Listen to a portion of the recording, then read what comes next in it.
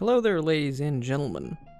So, today, I wanted to touch on the whole subject of gatekeeping. Specifically, gatekeeping things like entertainment or interests, or, specifically that, gatekeeping entertainment interest, or basically just anything in general, like an activity or something like that. And my displeasure of the term gatekeeping. So for those of you who are not familiar with what gatekeeping is when you have something that's like a really popular activity or medium or form of entertainment, something that brings together a lot of people, and they partake in this activity or partake in watching this specific show or this specific type of show, or they like playing a specific type of game, or just any game in general. Really, gatekeeping can be applied to most actions that are done.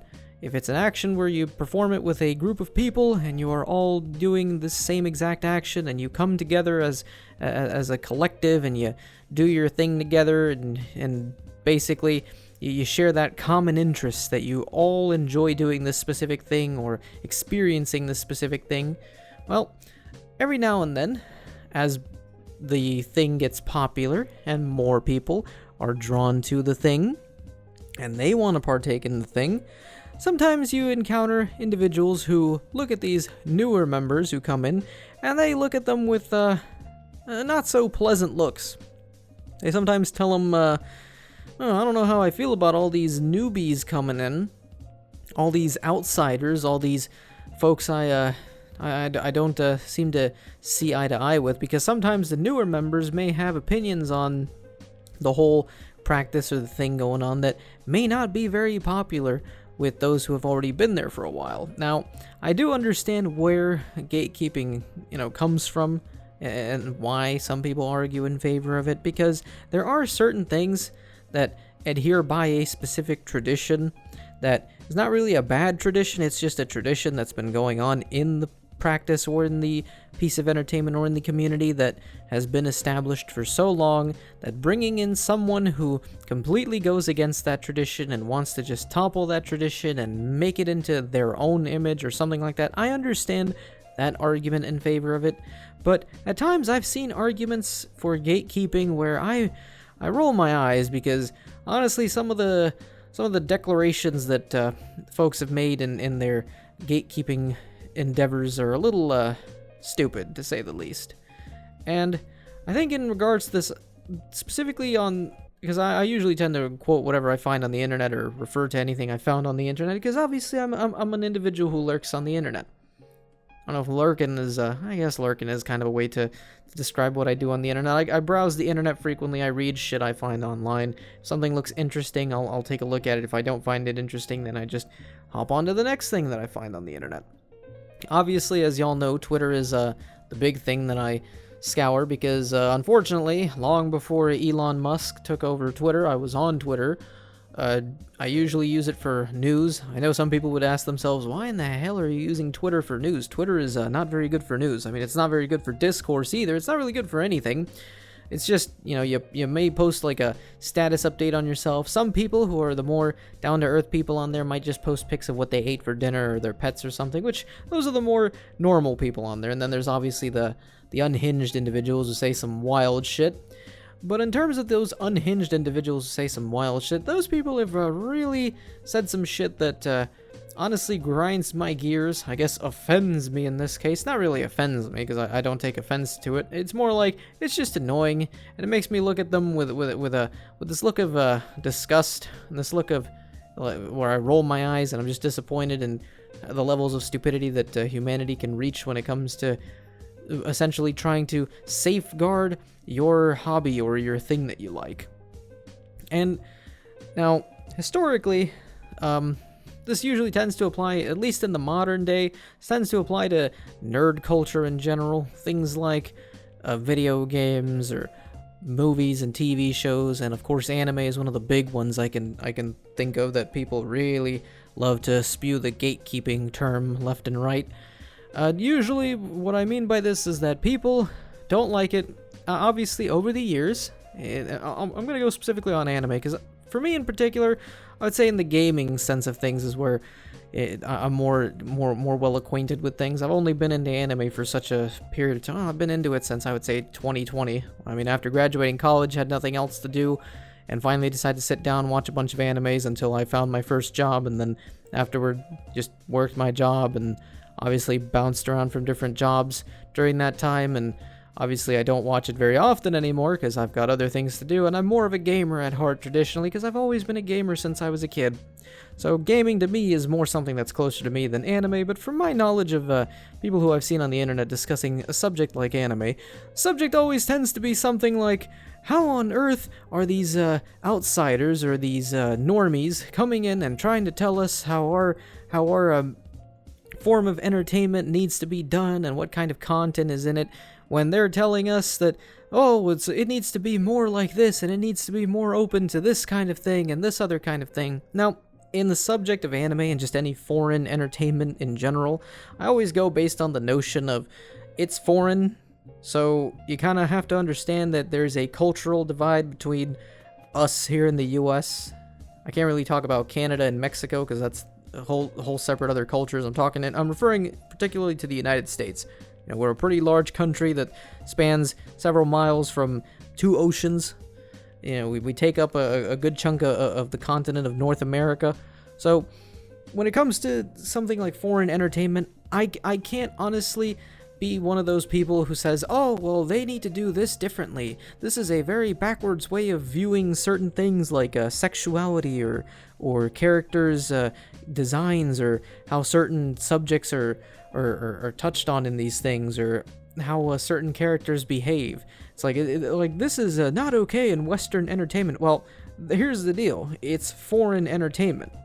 Now, as someone who can speak English and Spanish, my Spanish is a little ass, but you know, I can understand it, I can read it, and I can speak it to some extent.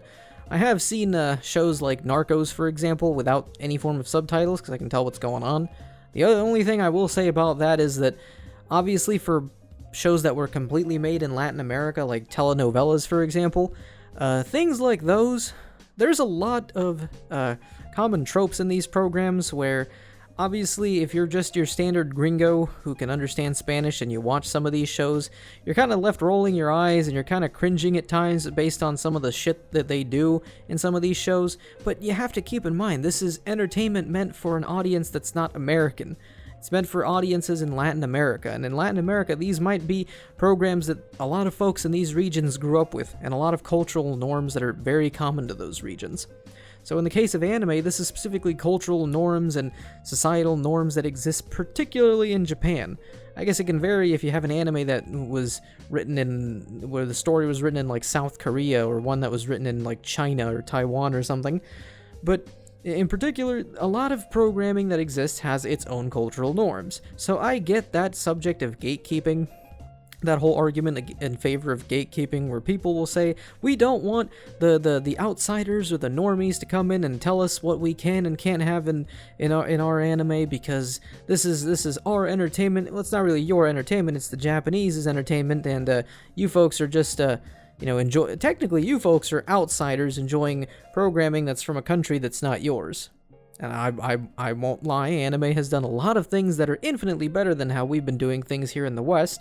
My usual opinion on Western entertainment these days, it's that it's plummeted compared to, the glory days of when we used to make real entertainment back in the day. Growing up, I can say that Western entertainment was infinitely better than the slop we get today.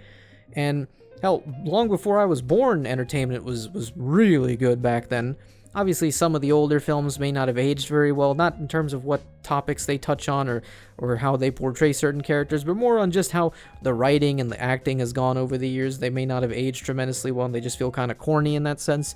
But in terms of, entertainment that we've consumed, Western entertainment really has taken a nosedive over the years, a very noticeable nosedive. So, of course, a lot of people have turned to something like anime, for example, or any sort of foreign entertainment, because foreign countries have been producing entertainment that, if anything, has beaten our entertainment here in the US, the stuff that we've made with Hollywood.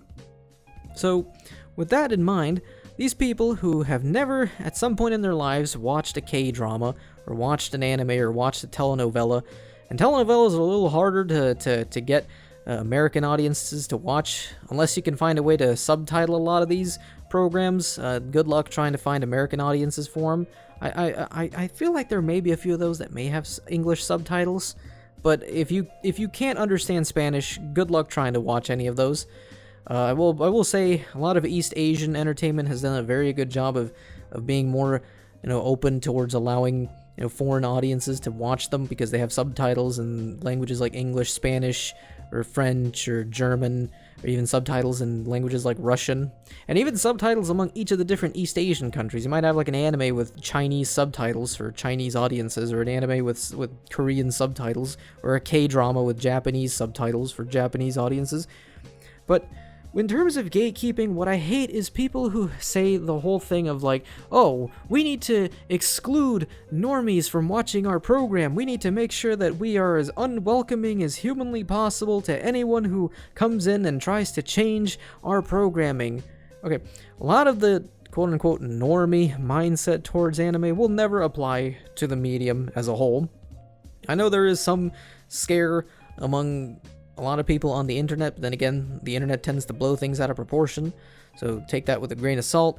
But there is a concern that, East Asian countries view Western mindsets towards certain topics and then feel like, oh, we have to make sure we appeal to Western audiences instead of our domestic audiences because the Western audiences make us a lot of money. Now, I know there are some artists in a lot of those countries, in a lot of countries around the world, that basically now just look at the West and say, you know what, fuck the West, we're just gonna make what we want to make for our own audiences, like we used to, and if someone in the West likes it, great, if not, then, well, fuck them, because this isn't for them. And I do appreciate that, because make what you feel is right to make what you want to make. You are the artist. This is your blank canvas, you make what you want. If somebody in some other place who has a very weird mindset of things doesn't agree with what you've made, then screw them, because, this is your art piece. In the same mindset, those people who complain about, well, in other societies, they make their programming that has views and mindsets that are very backwards minded for our mindsets, and so I don't like what they're if you don't like what they're including in their programming, just make your own domestic programming. But I don't agree with the idea of people who are fans of a lot of this foreign programming to tell newcomers whether they're going to be hostile towards the medium as a whole, or they're going to be very open-minded to it. If you go out on this very hostile mindset to where you tell them, no, you don't appreciate every single aspect of our medium, therefore, you something is wrong with you. You're a messed up individual. How dare you not appreciate every aspect of our medium? Like, look, there are certain aspects of telenovelas that I absolutely fucking hate. Especially a lot of them involve there's a lot of telenovelas that have this really annoying stereotype about a matriarch in the family, and then there's always some kind of gang involved, and depending on what country the telenovela was made, I know a lot of Mexican telenovelas have a lot of, scenes where it's there's always, this matriarch of the household, and then there's always there's some guy involved with the wrong crowd, and then there's usually, a gunfight somewhere in it, someone gets shot, and then there's a hospital scene, and then it's the stereotypical stuff you find. Now, there's people who probably, find these types of programs, really exciting. It's like those Indian soap operas that have a lot of really goofy, corny tropes in them with the 1,000 different scene transitions that are so unnecessary and at the end of the day just make you laugh your ass off because it's goofy and ridiculous. And in the case of something like anime, there's tropes like obvious incest scenes and things like lolicon, for example. Things like these, I know, are tropes that exist in these forms of media. And look, a lot of these things I don't like, but I'm not gonna sit here and tell the Japanese or tell Mexicans or tell Indians how to make their own programming. It's their programming, it's their countries, it's their culture. We have to respect their countries and their culture and what they decide to make. I, as a Westerner, I am essentially watching programming that's not specifically meant for me, but I can find the appeal of it because the writing may have been good, or the characters are entertaining, or it's comedic, or something like that. And I don't appreciate the people who are just beginning, who are fans of these things, and they go with this mindset of, we don't want the outsiders to come in and watch our programming, because if we allow too many of the outsiders in, they're going to ruin our programming, and we have to gatekeep these things. We have to make sure that we don't allow anyone to watch our programming. Only keep it for us and for what we want. And look, I get that you want to keep it for what you want, but don't keep it specifically for you, because a lot of these outsiders that come into your programming may actually have their minds changed and grow accustomed to the norms of this programming. You know, if you have an outsider like me, who came into something like anime a couple years ago and watched it, I know I started with the basics, and then you work your way onward, or I guess downward in this case, to the more weirder shit that gets into the whole pool of what's considered, you know, general animes that you have to watch at some point to kind of get your feet wet, and then eventually you go deep into the lake, and then eventually you progress from the lake into the river, and then you go into the river, and then you progress into the ocean of the weird shit that you encounter in anime. It's tropes that you have to get used to, because again, you are a foreigner watching programming that's from a country with an audience that's not you. You have to get used to it. You can't make it change. I know there's a lot of tropes that, like I said, a lot of the incest stuff and a lot of the lolly stuff in anime can get very, very weird, and I'm not a big fan of it, but when you encounter it, it's something that you essentially have to get used to seeing in these types of programs, because something like that will pop up. You can't put it as the biggest downside of the entire story. I mean, I've seen SAO altogether, and I know SAO has incest moments in it, not like hardcore stuff, but you know, anyone who's seen it knows what I'm referring to. But it doesn't ruin the program for me. It's just one of those moments where I'm like, oh man, it's one of these things. But you just progress onward to the next thing. I'm not gonna tell, you know, the people who make a lot of these programs or these stories to change how they do things because I don't like what they put in the programming. I'm just like, you know, this is not primarily meant for me. There are parts of this that are meant for me. You have to get past there's not everything in life is going to be perfect for you. There's some stuff that you may not like, and there's some stuff that you will like. You have to get past the stuff that you don't like to really dig deep in there and find the good stuff. It's like when you're digging for gold, or like excavating for diamonds in a mountain or something. You know, there's a lot of junk and dirt and debris and shit, but eventually you'll find that diamond.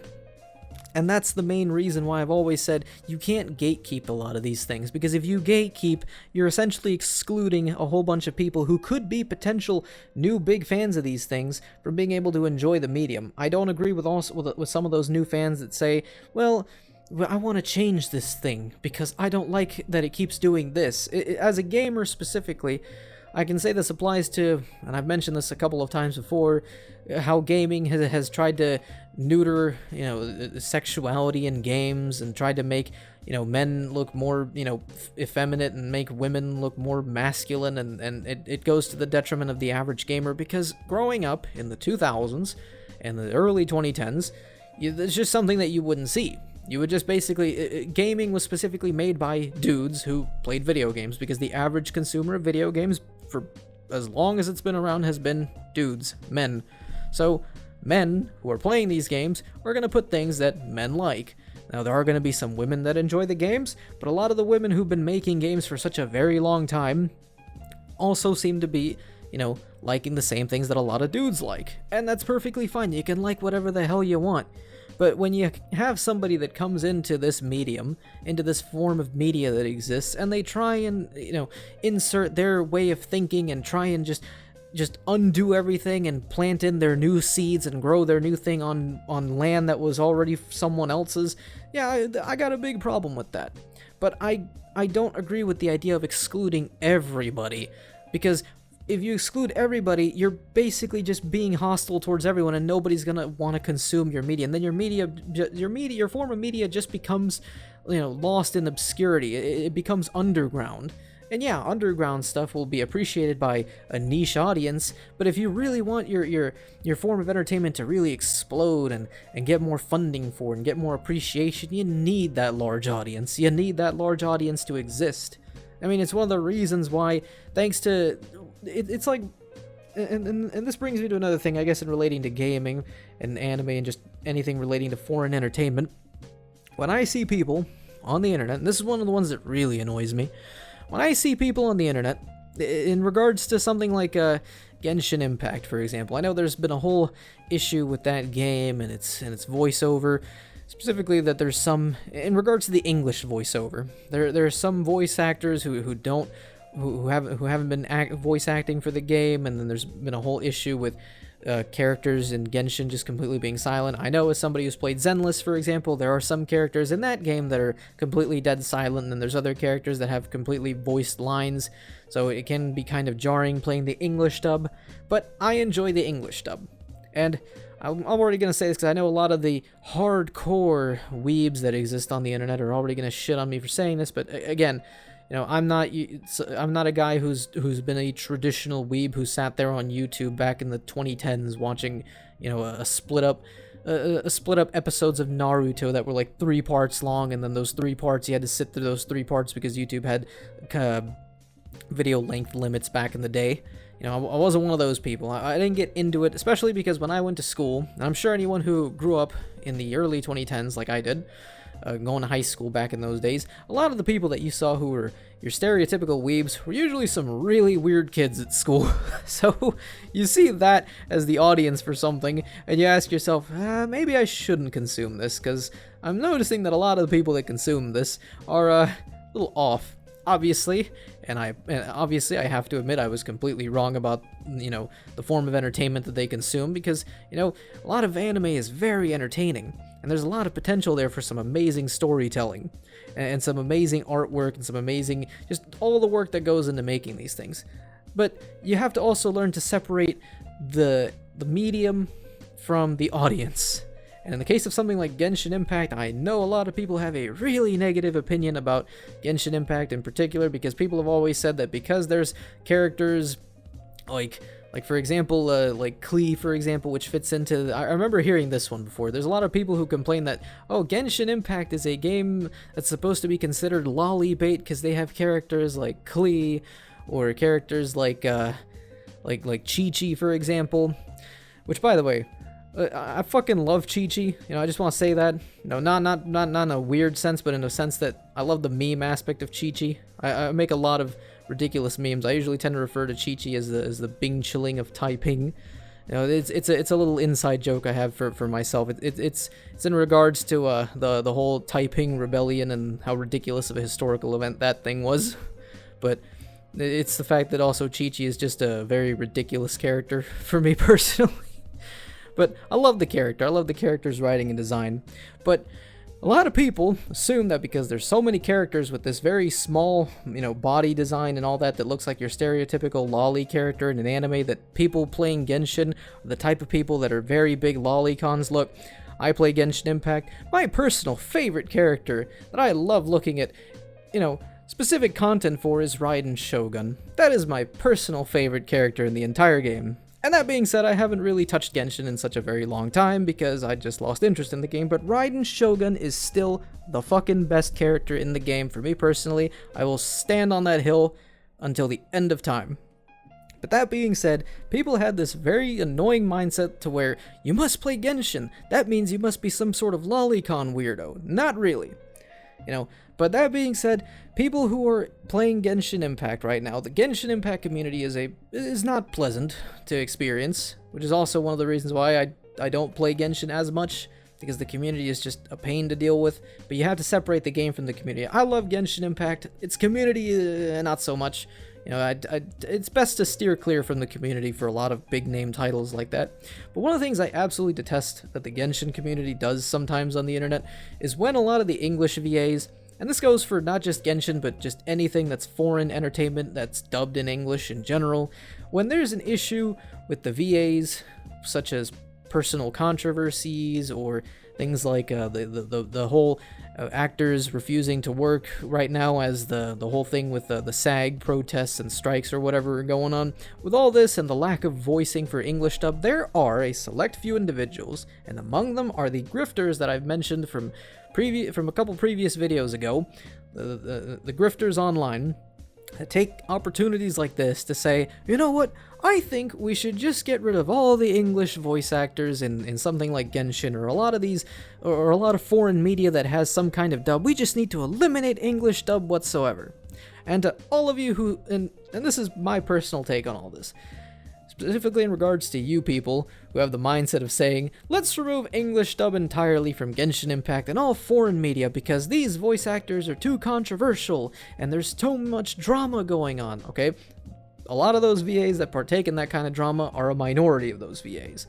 And to the same people who say, well, the Japanese VAs don't do this, and neither do the Chinese VAs. Well, the Chinese VAs we don't really know much about because, you know, China's its own media thing in China is like a completely separate thing. I can't say the same thing as well for Korean entertainment.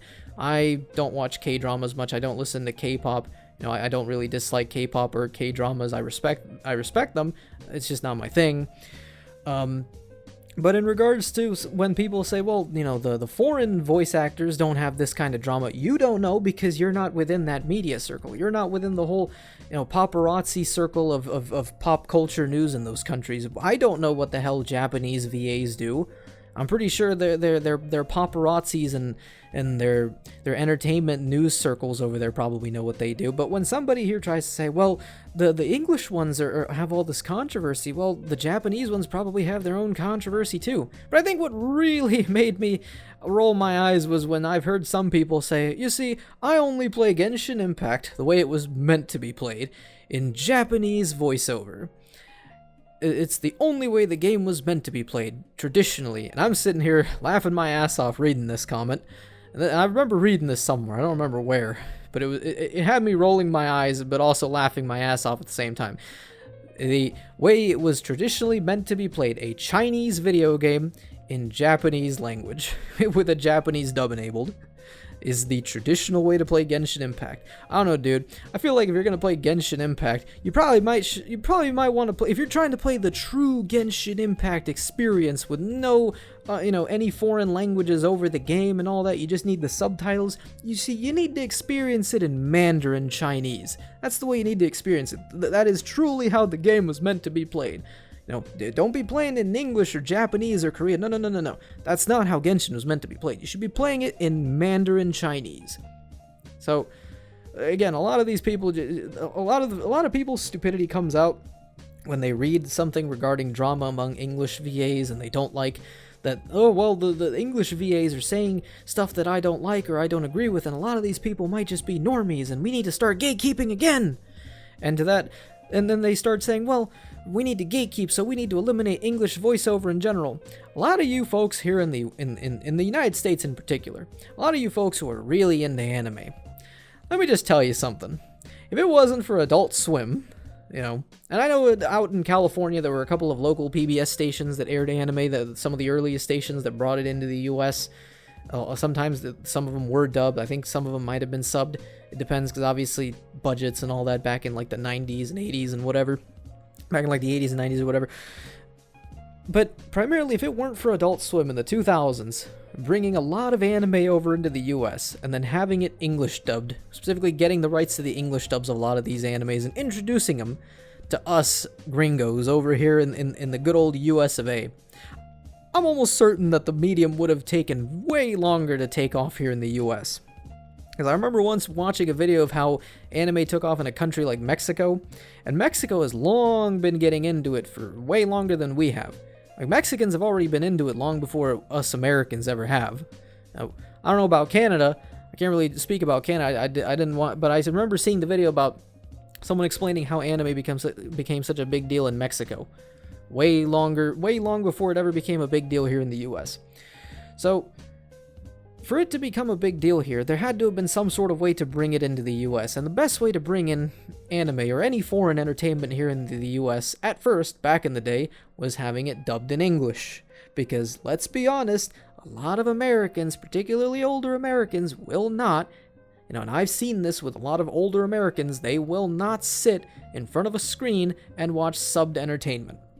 They will not, because unfortunately here in the US, we are a society that is just not accustomed to watching entertainment subtitled, specifically older generations of Americans. Younger generations like myself, obviously we have seen subbed entertainment, whether it's, something like anime whose original language was in Japanese, or something like K-dramas where their original language was Korean, or even the occasional Spanish language program that did get, English subtitles. Some Americans may have seen this before. and they're like, whoa, this is amazing. Or you saw like some kind of documentary video. I know there's I think All Quiet on the Western Front is the newer version is German. I've seen the German. I preferred watching it in German with English subtitles, just because, you know, the original movie the movie was originally shot in German, and it just sounds a lot nicer when, okay, for live action personally, I prefer having it in its original language with English subtitles, because it's a little jarring for me to see someone talk and their lip movements don't match with the words coming out of their mouth. With anime or something animated, you can kind of get away with it because editing things in post, and you can kind of edit things to make it look like they're saying a certain thing. But with live action, that's a little harder to do. So in live action, I prefer to watch it in its original language with subtitles. But I, for the most part, prefer everything dubbed, because anything that I have seen in regards to anime long before I ever watched it, something like Dragon Ball Z, for example, I watched it in English. I watched it in English with my dad. So, and any other animes that I've ever been exposed to, like Yu-Gi-Oh, for example, or Naruto, or something like that, I've seen them in English. You know, that's how I grew up watching some of these things before I ever got into it. So, of course, naturally, if I'm going to watch an anime, I'm going to watch it in English dub, because that's just how I watch it. It's how I prefer to watch it, so that way I don't have to keep looking at the bottom of my screen to read the subtitles as I'm doing something. In video games in particular that come from another country, sometimes I may have it set to the subtitles, sometimes to its original language with English subtitles, sometimes I may have it English dubbed. I've played Metro 2033 in Russian with English subtitles, because I prefer the Russian. It just makes everything feel more authentic. Or, for example, a game like Yakuza, or I guess in this case, Like a Dragon now. But I still call it, obviously, Yakuza, because that's how we've all known it as for so long. But in a game like Yakuza, where there was no English dub for so many games in the series, you have to play it Japanese with English subtitles. Then you just get so used to hearing the Japanese voices that hearing the English dub voices is a little weird, because it just doesn't feel the same. It's really just a preference thing. I still prefer English dub for most things. If it's animated, if it's live action, you know, I prefer it subtitled, but it's really a preference thing. But I hate when there's people, part of the gatekeeping folks, that like to say, I prefer if we eliminate the English dub entirely, because we should not be having these voice actors with so many personal problems and issues and all that, causing all this drama for us, and all these outsiders and newbies and normies coming in to ruin our entertainment. I don't know why I had to say that like that, but I guess I'm trying to do my stuck-up posh type individual voice. But these types of people, I genuinely hate these people who say this type of thing, because, you know, if you don't like to watch something in an English dub, then don't watch it in an English dub, you fucking morons. Like, if you want to experience it in Japanese, if you want to play Genshin Impact in Japanese with English subtitles, be my guest. There is no way in hell I would ever want to experience Genshin in any language that's not English, because a good chunk of Genshin Impact doesn't even have any voiceover to it, and I do not want to read walls of text in an RPG game with a gigantic explorable map. In fact, anyone who's seen me playing Zenless, for example, I tend to skip a lot of the non-voice dialogue in the game, because I really don't want to read through mountains of text. I got work to do the following morning. I don't have time to be reading mountains of text. I need to play my game, and once I'm done playing my game, I've gotten through a chunk of the game, I've experienced the voiced cutscenes, and I'm good to go. I don't want to read a bunch of subtitles, you know, or read just a bunch of text with no dialogue. Subtitles is one thing, but text with no voiceover is a little hard to sit through. So, again, if you want to play Genshin however you want to play it however you want to play it. But don't start telling the rest of us who play it a completely different way that, oh, we just need to eliminate your way of being able to enjoy the game because I'm a purist motherfucker that has to only experience it my way, because I believe I am a true purist. I'm a purist when it comes to the way I consume my entertainment. I can't have it like this.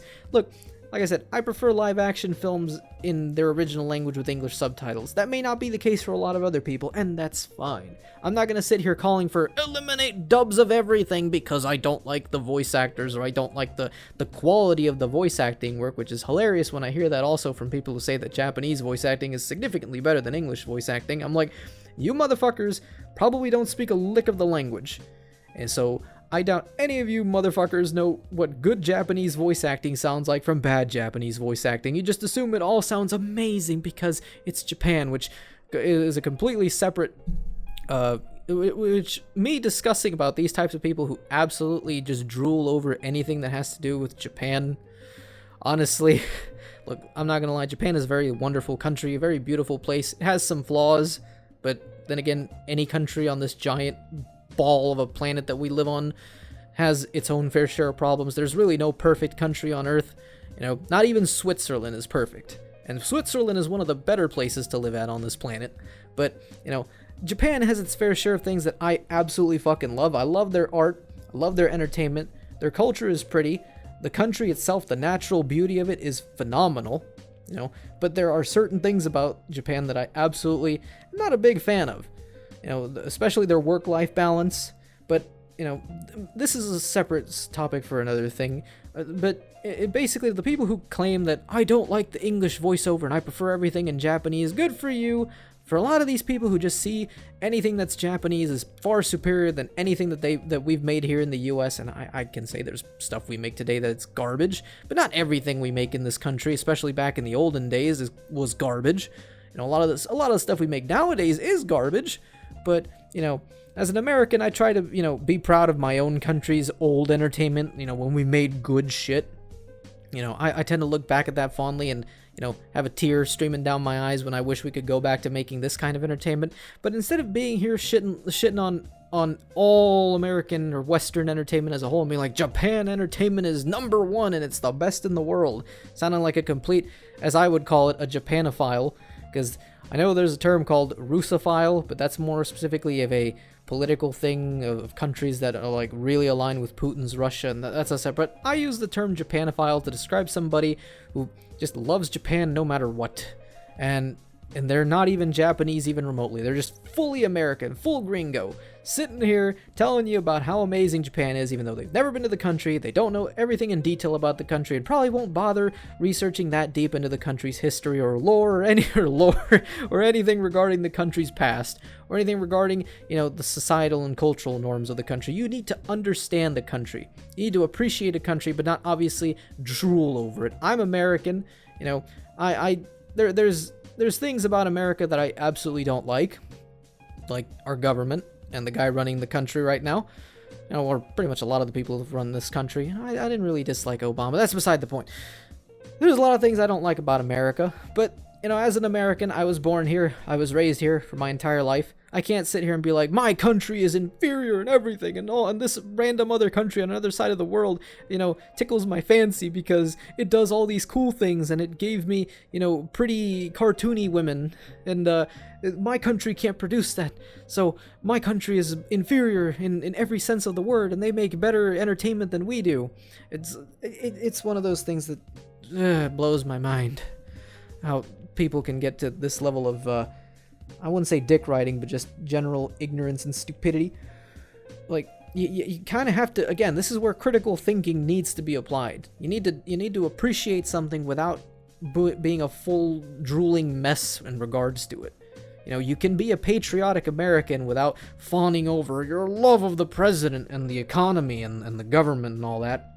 You can be a patriotic American. I consider myself a patriotic American. I won't sit here and tell you that America is amazing at everything. I will, you know, rip on America when needed. But I'm not going to sit here and be like, we're the most awful place on earth. We're an awful people and we do everything terribly. No, because I'm American. I've been here my whole life and we don't do everything perfectly, but we do things right, and we have done things right somewhere in history. There's recorded moments of when we have. So, honestly, I don't know where I'm going with that spiel, but the main thing is, this all ties back to what I have to say in regards to gatekeeping. It's fucking stupid.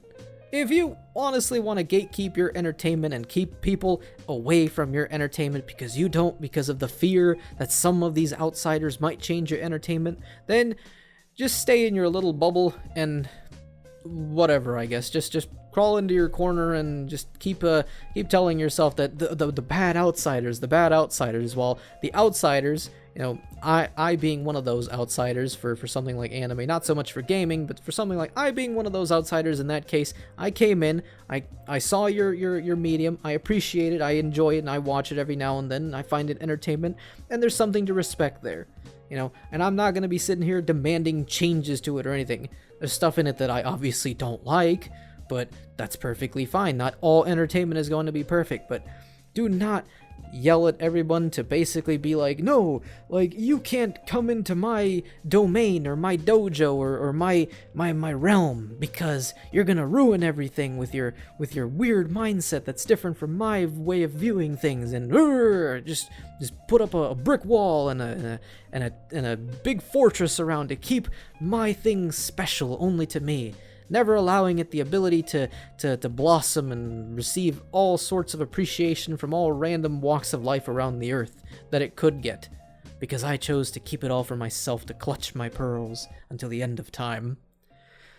This went on for quite a while. I just had to get that off my chest. This is one of my passionate ramblings and rants about something. This went on for 40 minutes. This is probably my longest of these. I apologize if this went on for quite some time. I'm gonna need one hell of a lengthy amount of gameplay for this.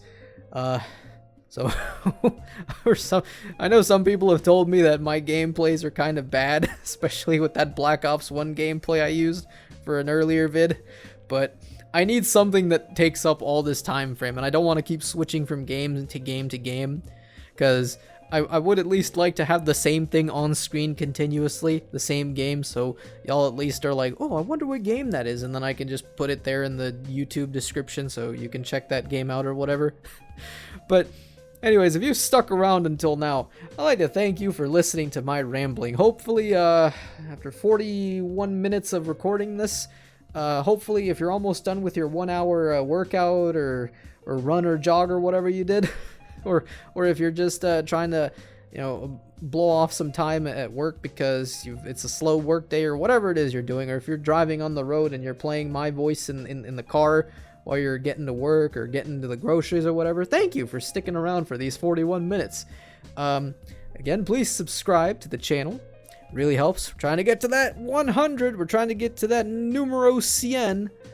You know, we're trying to get there, because I would really like to get to 100 subs. That's one of my biggest goals ever. I've never had 100 subs before on YouTube, and I really want to get there. So please, if you've never subbed before, please sub.